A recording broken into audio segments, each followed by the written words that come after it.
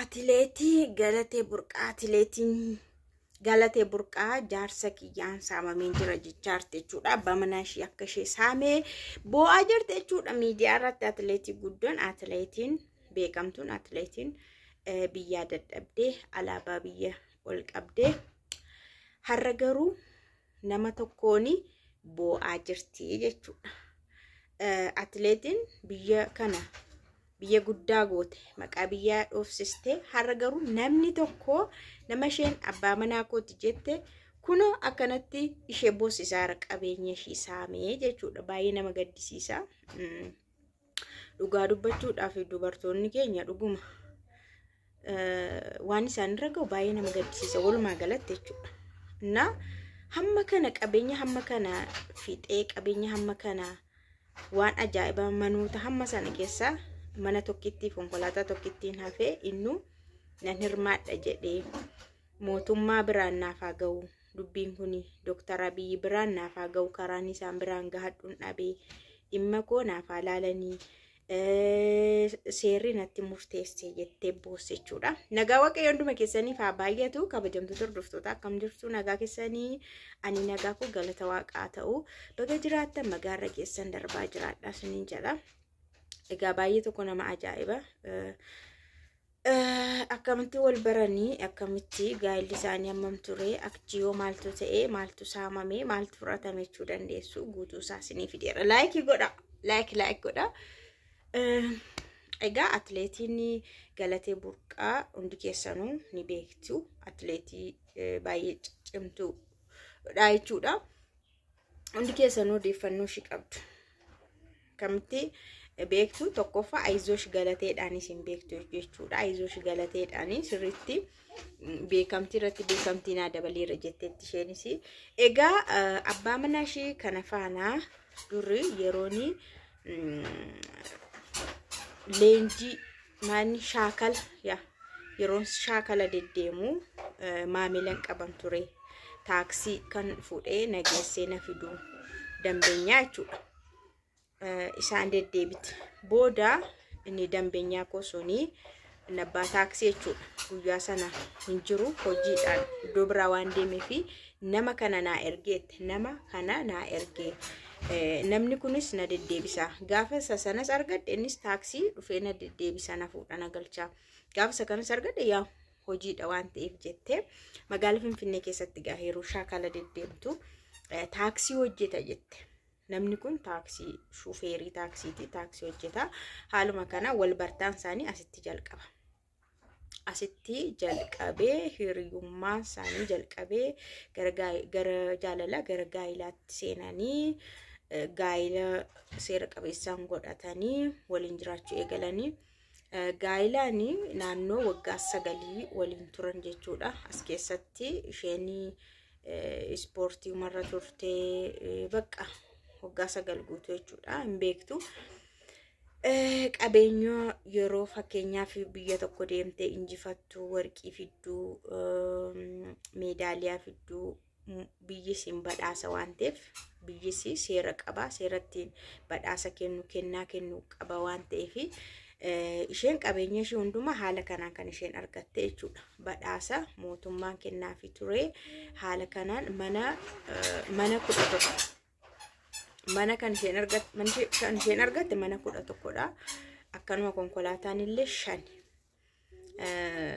jechuudha. Kana hunda immoo isheen olii gad deemtii dorgommii deemtii biyyoota garaagaraa deemtii.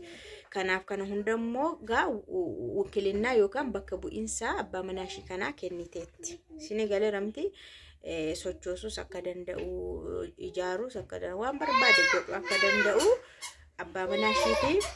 Egaa haaluma kanaan qabeenyi hundumtuu bakka bu'iinsa yookaan wakiilinnaadhaan isaa harka jira. Satu sochoosa. Guyyaattiin mana keessaa deemu isheen dorgommii deemteetti. Biyya alaa jechuudha. Dorgommii deemtee gaafa deemu seeruma qabeessaan nageggeessee gaafa dorgommii xumuree dhufu immoo dura geggeessee ture amma hin jiru. Ofiidhuma ishii manatti galte gaafa mana ishiitti galtu mana sin jiru manni duwwaadha. Xalayaa wayii barreessee kaa'eera jettee xalayitti yeroon ilaalu bakka sabalan deemee bakka amantaa xabala beektu baay'een keessan achiin deeme jedhee garuu amantaan keenya immoo nuni pirootestaantiidha. Cherchiittidha kan gaa'ela keenya xumuranne akkamitti akka achi deemes hin beeku jette. Booda nan eegee guyyaa tokko guyyaa lamaa guyyaa sadii bilbilli isaa cufaadha jettee achi mana haadha isaa deemee gaafadhe. Haadha isaa gaafannaan nunoon beeknu jedhanii. Garuu xalayaanii naa barreesse immoo xabalan deemee jedhee naaf hin qallaaliin jee dhugaa dubbachuudha.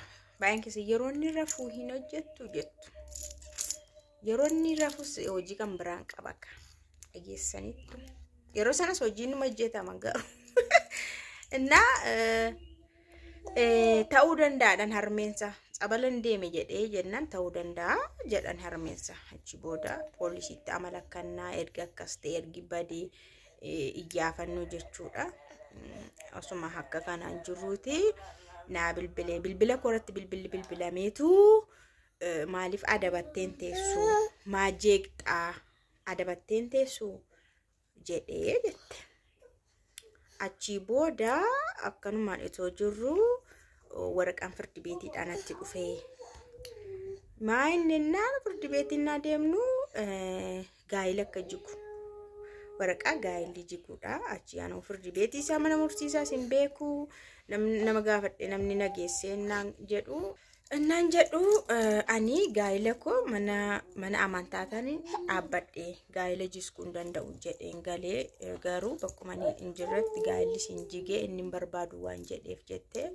Achi booda erga gaa'illi jigee dhorka qabeenyaa jechuudha. Qabeenya bakka jirutti dhorkamee hiruudhaaf jechuudha. Qabeenya hiruutti ufamti erga gaa'illi jigee yeroodha qabeenya tokko hin jiru.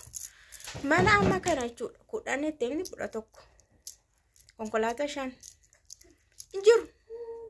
Hundaan yeroonni galmee waan dumaa wanti maqaa koo wanti wakilinaa wanti maqaa iddoo biraatti bakka iddoo biraatti nan gurguramee dhume.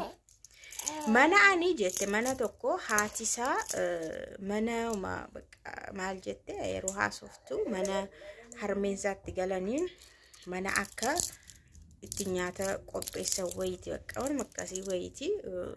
Ilaaleen harmeensa harmee koo waan ta'aniif jedhee mana kan koo keessaa tokko keessa haa jiraatan jedhee keessa akka jiraatan jechuudha. Hin kenninee fi maqaa isaanii hin goone garuu keessa akka jiraatan. Isallee maal godhaa isheen keessa akka jiraatan jettullee itti gurgureera kan jedhu waraqaan bahee jechuudha. Harmeessaatti akka gurgure.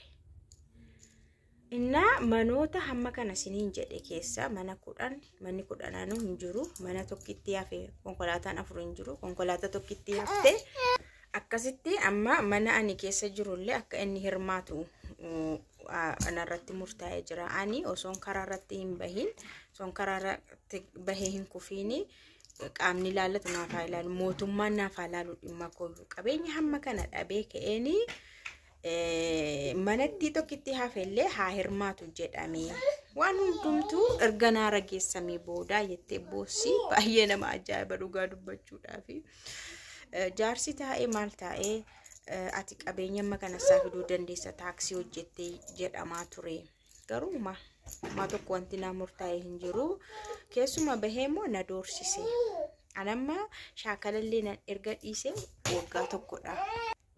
Alkan bahe waan shaakaluu fi waan na doorsisee fi nama na ajjeesus nama maatii koo ajjeesus ani hin beeku.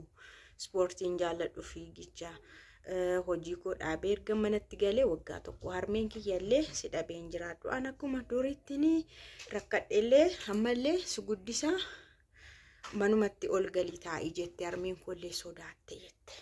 Inde amma kana hundamoo maal jechuudha? Sanuu nama akkanuma miti bara kun nama sirriitti eegumsi yoo ta'u ofidha bara atileetiidha. Inde fagaateera dubbiin jara keenya.